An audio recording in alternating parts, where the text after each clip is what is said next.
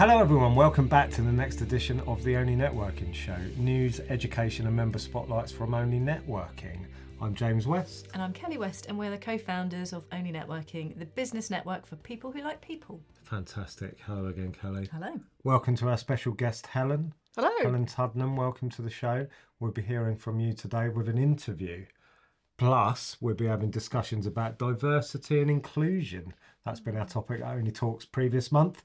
We've also got Kelly's next networking gem, and we'll be talking to Helen. So let's crack on. I've got a quote from a member, fairly new member, very successful member, lovely guy, Sean Payne. Hi, Sean. He said this is great. You don't know this. Open category online networking through groups such as ONLE is the best tool small businesses have ever had to help grow. It's taken all of our businesses from regional to national and even international overnight. Discuss. That's good, isn't it? It's good. Yeah, it's good. Just start off with an advert for ONLE. And Sean. And Sean, I think it's worth highlighting because I don't think we've probably quite realised the enormity of that change. Mm-hmm. Yeah, and I think this only really dawned on me yesterday, and talking about the topic we're talking about today, online networking breaks down the cultural barriers as well.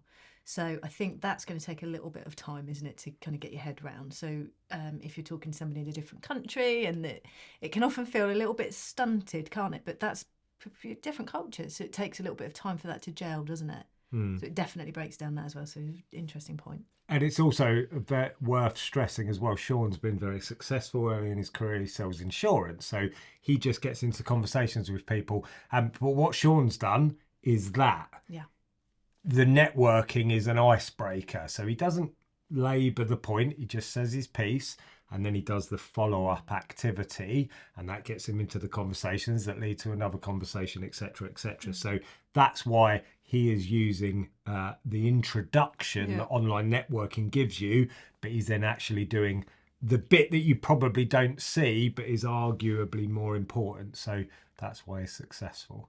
Thank you, Sean. We like you very much for saying that comment. Diversity and inclusion. We thought it was about time we talked about this at ONLE.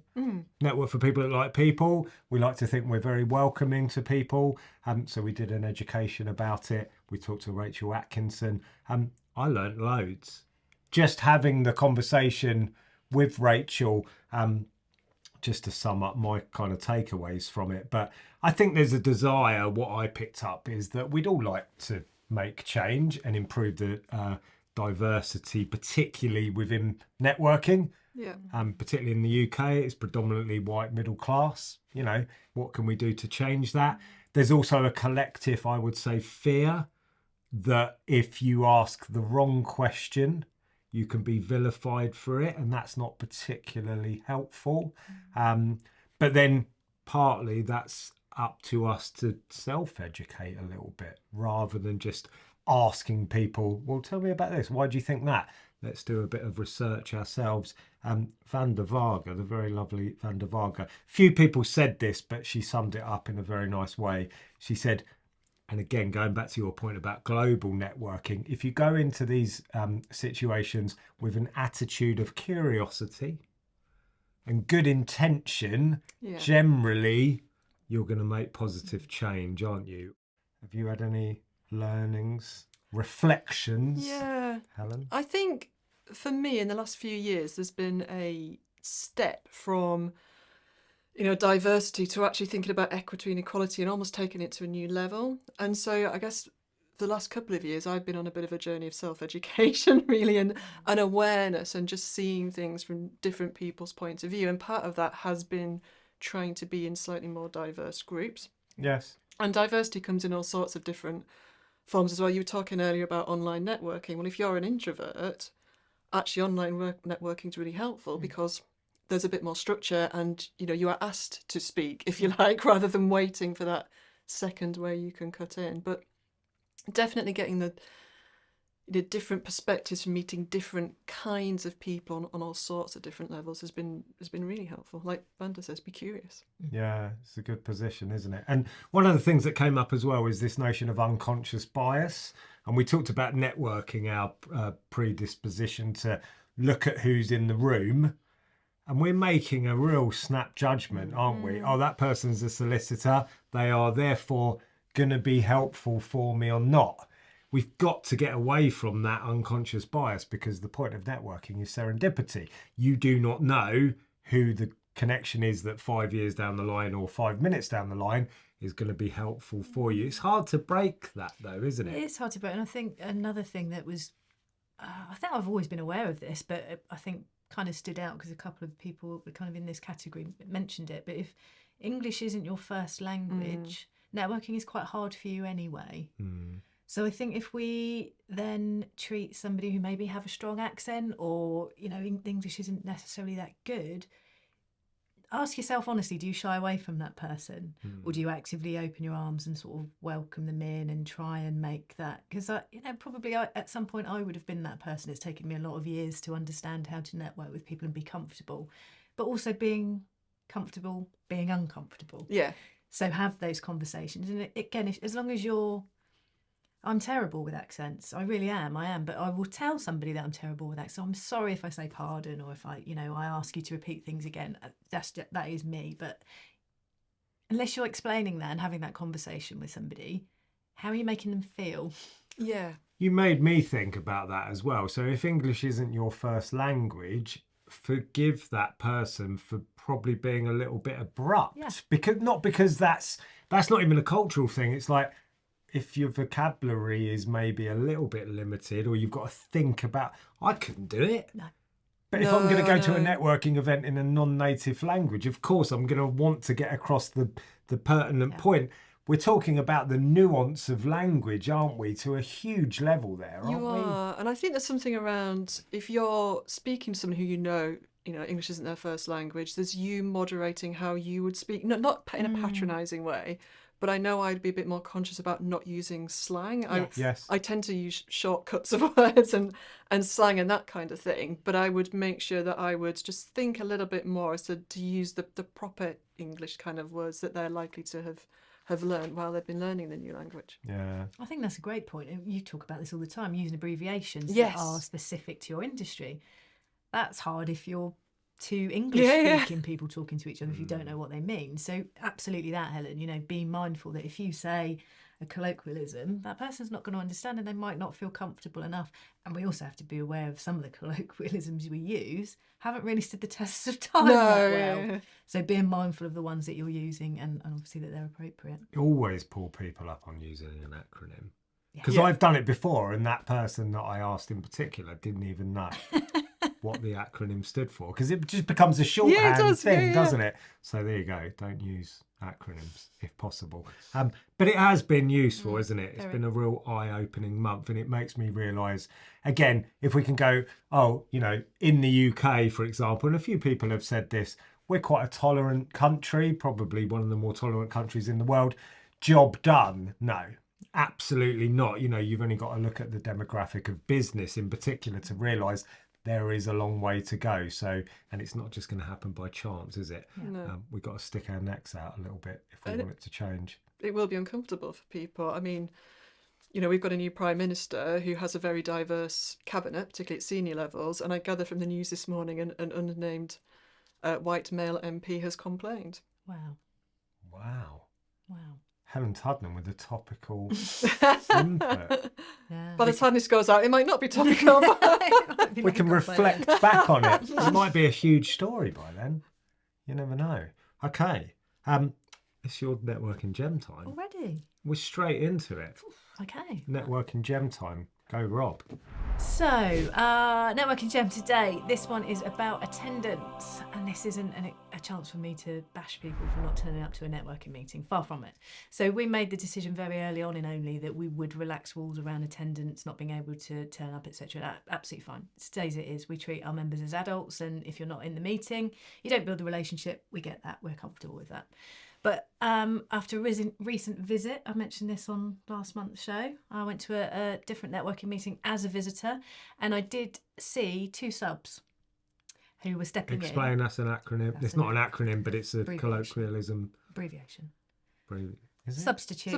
Substitute. I don't even actually think what it was then. So 2 people were substituting for the member. So a member couldn't make it, didn't want to leave their space open. They got a substitute in to come and fill their space. Now, we do actively allow that within ONLE, but we don't shout about it. So what that would mean is if you can't make your meeting, give it to another member, which some people do on the Facebook group, or give it to somebody outside of the network. It's a great way for somebody to come in and see the network with no pressure because they're coming in to sit in your seat. Now, the one thing I wanted to highlight about this was, I think the reflection back on you as a member when you do send someone shows that you respect your group. You've put time and effort and energy into thinking about the fact you're not going to be able to be there. Now, again, I go back to the original point. This isn't going to happen, and we don't expect this to happen all the time. We don't even expect people to tell us if they can't make it. We're that relaxed about it. But I think just have a little think about your networking journey, and we talked about planning for networking as well. So if you do know you're not going to be able to make a meeting, it is well worth reaching out to somebody to ask them to take your place. It's a very good point. And it's also, we were talking about this, weren't we? Because we had a group this morning that had 8 visitors. So if you've missed that month as a member, and you might think, well, it's okay, it's the same people that I see every month. That's 8 new people that you've missed the opportunity to make the connection with. It's also very important to recognise now we do monthly networking. That is a long gap between activity, isn't it? And I think if you can't send someone, you can't make, again, fine, but do you look at the attendance sheet to see who you've missed? Do you look to see if there were visitors there that you might want to connect with? And whilst we would never advocate reaching out to somebody cold and putting them on a marketing list, if there's been a visitor there and you've not been able to make it, they will see you on the sheet. So you are within your right to reach out and say, I wasn't there, I just want to check, were you there? Because they may not have been.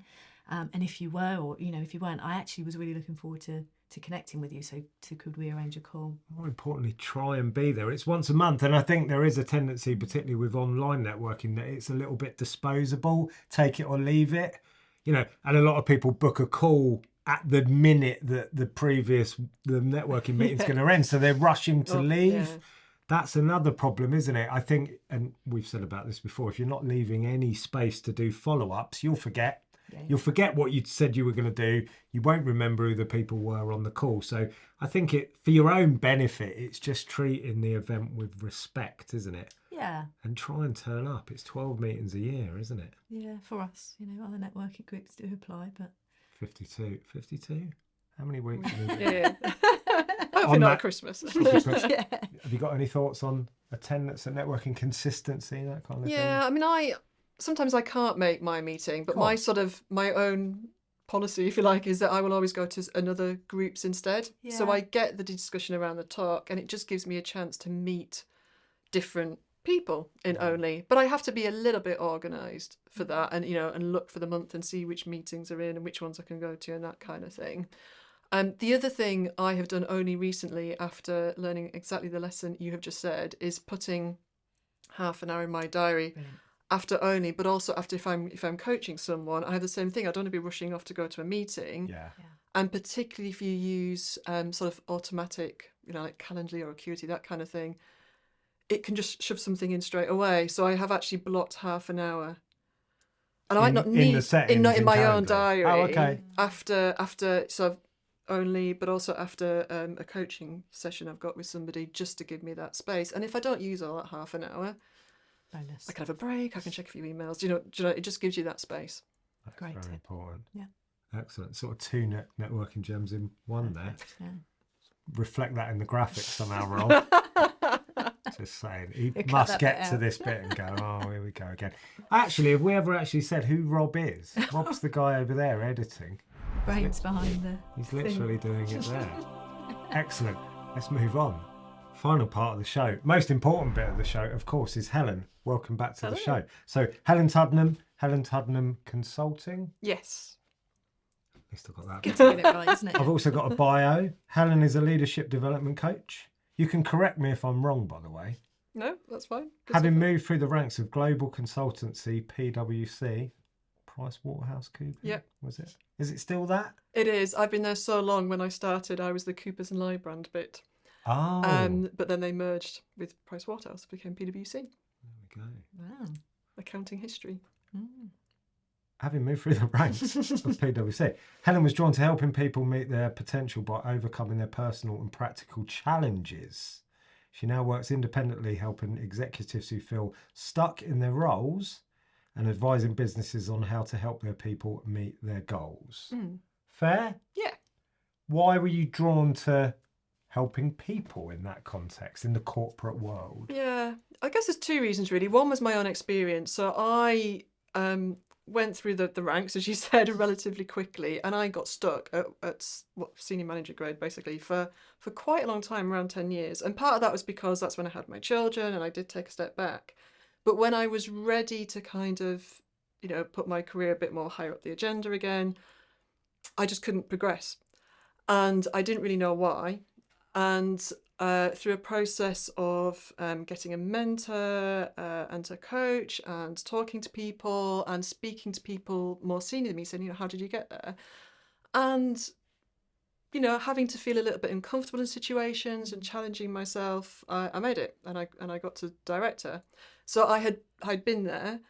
I guess the other side of it was it wasn't my day job, but on the side, I did quite a lot of work working with sort of middle managers who were trying to get senior manager and coaching them through the process. And I was also on the interview panel for it as well. And I really enjoyed that, probably more than not all, but some of what I was doing in the day job.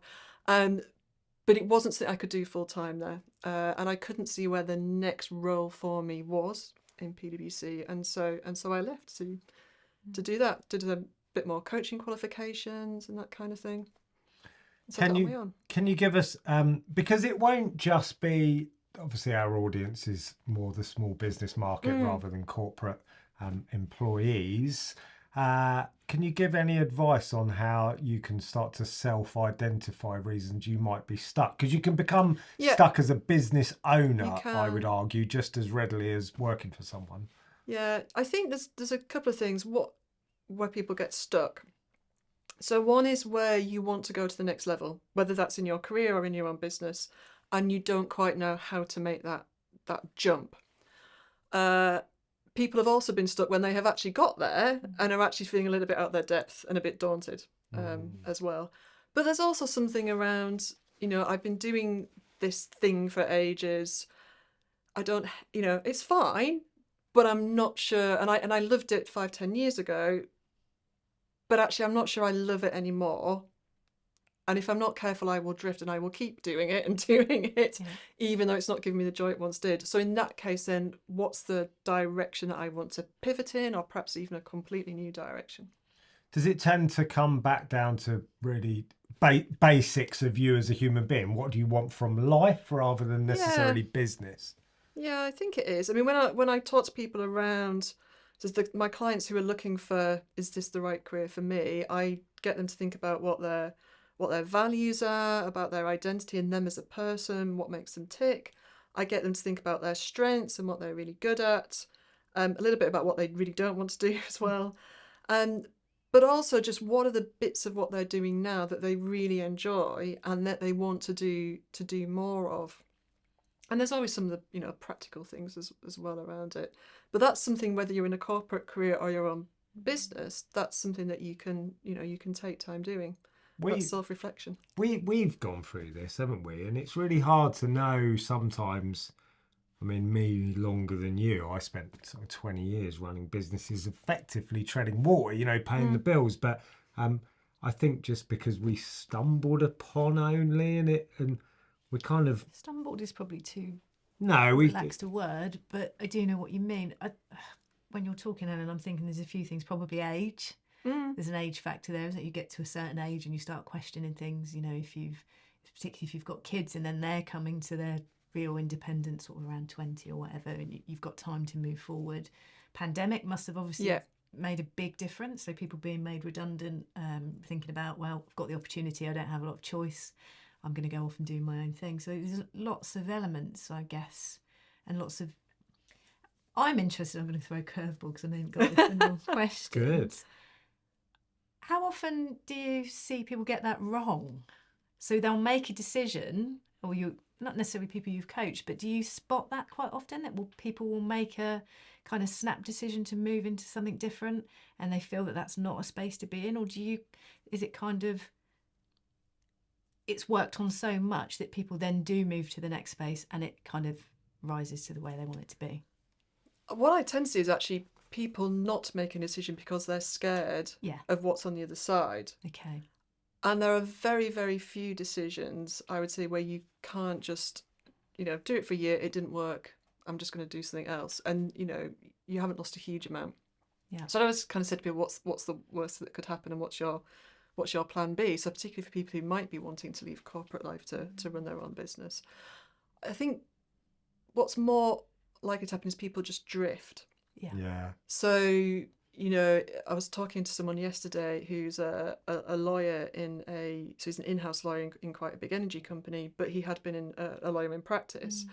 And he had found himself drifting and, going up the ranks like you do and being pretty good at it. And then he decided, you know what, I've just now realised I don't want to be a partner. And I probably never did want to be a partner. Yeah. But that was what was expected of me when you join this big law firm. So he left for an in-house role to do a particular type of law that he just found much more interesting and probably have a better work-life balance. It must be really rewarding when you get it right, because this isn't about careers, is it? It's about people's life and expectation and fulfillment. Yeah. So when you've got it right, what does that feel like to know that you've helped someone do that? That's why I do it, basically. Yeah. So I do it to help others, but I do get a good feeling about myself. I think it all comes down to confidence and how that confidence manifests itself, or how the lack of confidence is different for everyone. So, for one person, it's about getting the visibility, so she's feeling confident to speak to the directors of her organisation because she's positioned herself for a new role. For somebody else, it's they've got a not great relationship with their boss because they've got completely different personalities. So it's thinking about, my boss isn't the bad person, they just operate in a different way to me. And so how can I be true to myself and be confident in my own abilities? You talked about intention earlier, and know that we've both got the best intentions, but we just both work in completely different ways. Yes. So when she has said, I just get on with my boss so much better now and I see her as an individual and that kind of thing, that's really rewarding. For other people, it might just be, being in a big meeting, whether that's Zoom or face-to-face, and being a bit introverted and feeling, I've got the confidence to put my point of view across, and it's just as valid as those who may be 10 years more experienced than me. That's brilliant. You're in a great position, aren't you, having worked so extensively corporate? Now, I know you predominantly work with bigger businesses, but you are effectively a small business. You network with smaller businesses, so you've got perspective of both sides.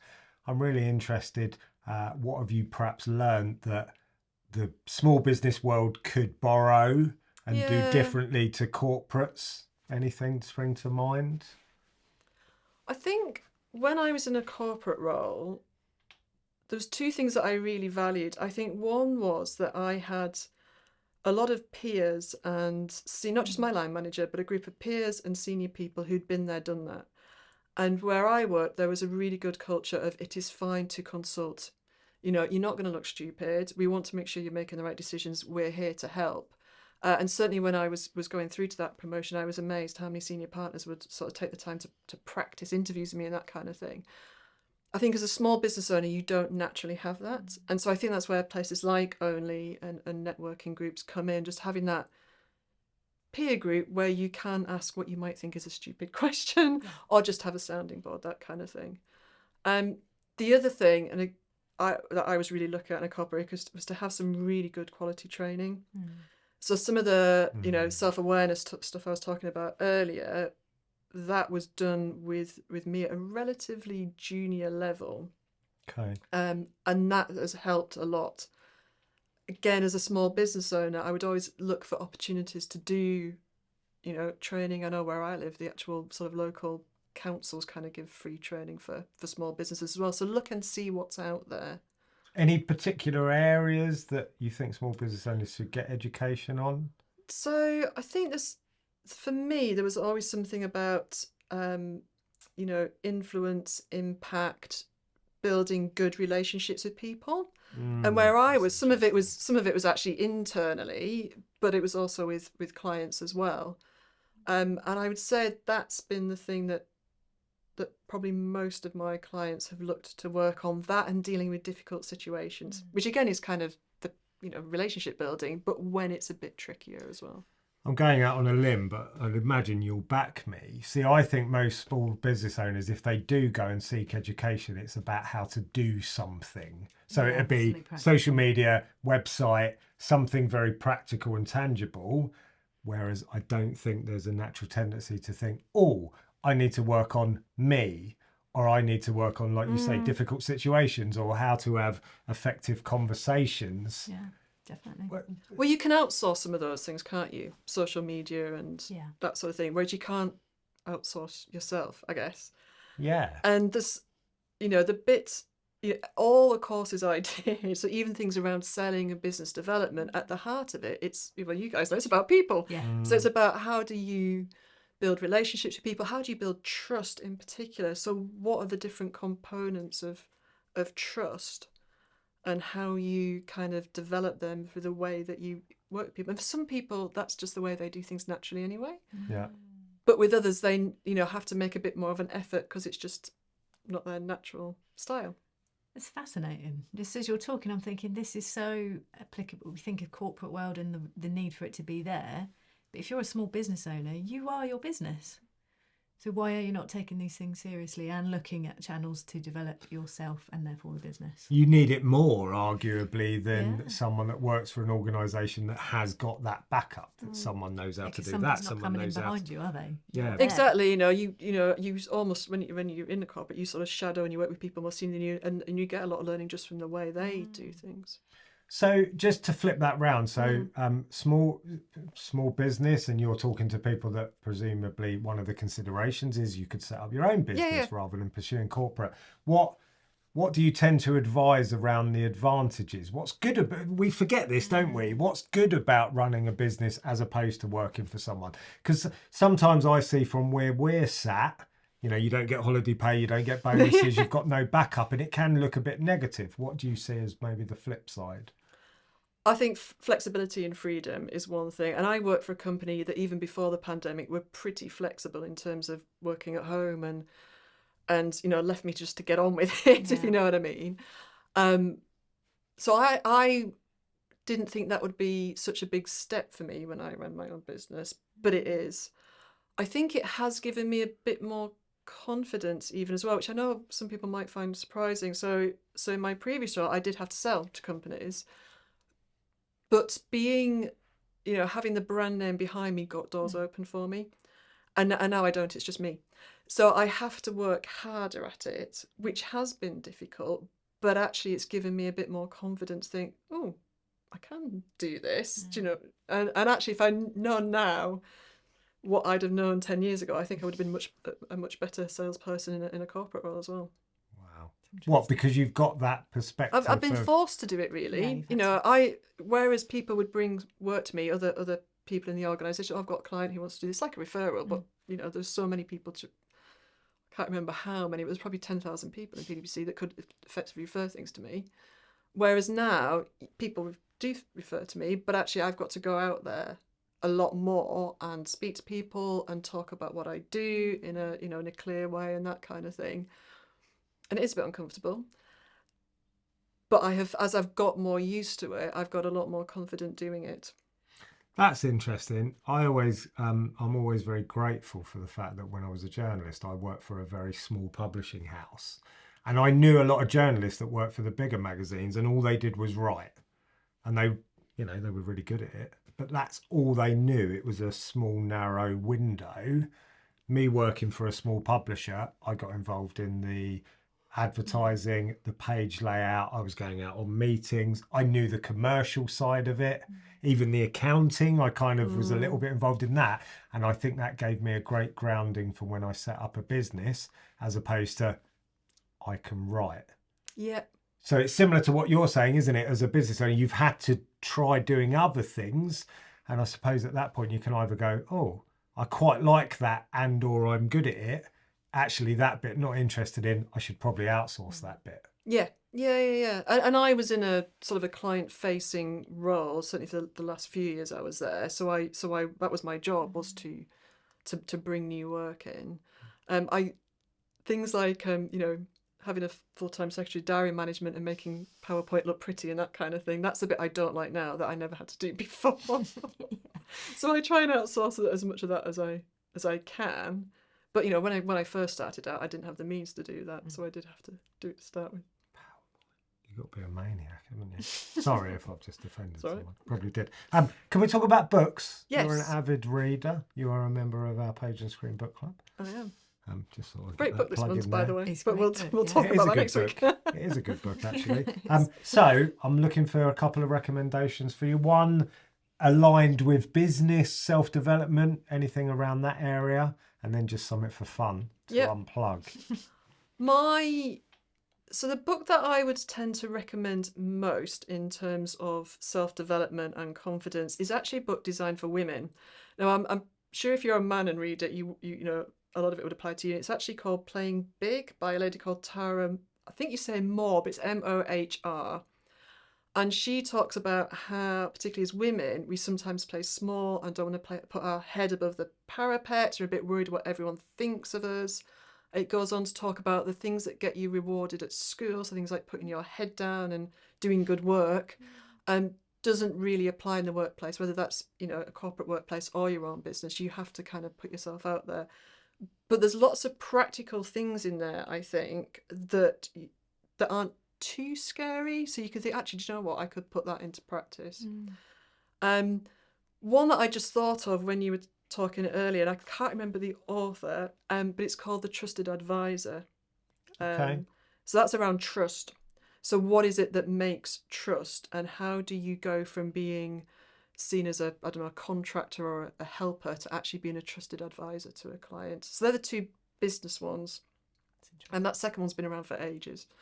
In terms of fun books, I read loads, and there's loads I How long recommend. did you spend thinking about this question? Quite a while. But I thought, what's a book that kind of you just read it and you just feel good? It might not be particularly in depth or whatever, and I would say it's by Rachel Joyce, and it's called The Unlikely Pilgrimage of Harold Frye. Oh, It has been, again, it's been around for a while, probably 8 or 9 years or so, but it's about a guy who's recently retired, and he, in a previous life, he didn't have an affair, but he was quite close to a lady he worked with, and he finds out she's in a nursing home in Newcastle, I think, and he lives in Cornwall. And he decides one day just to leave his wife and leave the house and start walking. And by the time they get to the end, there's a bit of a social media thing going on, and everyone's joining him. It's in the paper and that kind of thing. And there's a sequel, and I've just noticed there's a third book coming out, which is about his wife, actually, which is out very soon. The sequel's not as good, but the first one, The Unlikely Pilgrimage of Harold Frye, just very heartwarming. Sounds quite similar to The 100-Year-Old Man Who Fell Out the Window. I've read that as well. That's brilliant. It's not as laugh out loud funny. The 100 Man, I think, was written by a Norwegian guy, so it's slightly odd sense of humour. And the sequel is rubbish. Yes, I read that as well. It's so annoyingly bad. Good. But yeah, that one I would recommend. I think we should just have Helen on the show every month to do book recommendations. That's good. So she even invented one. Well, she didn't invent a book. What am I saying? Came up with one. Came up with one. Helen, that's been amazing. Thank you. Great insight, great show. Thank you, Kelly. So this has been the Only Networking Show. Please like, subscribe, share, and we'll see you again next month.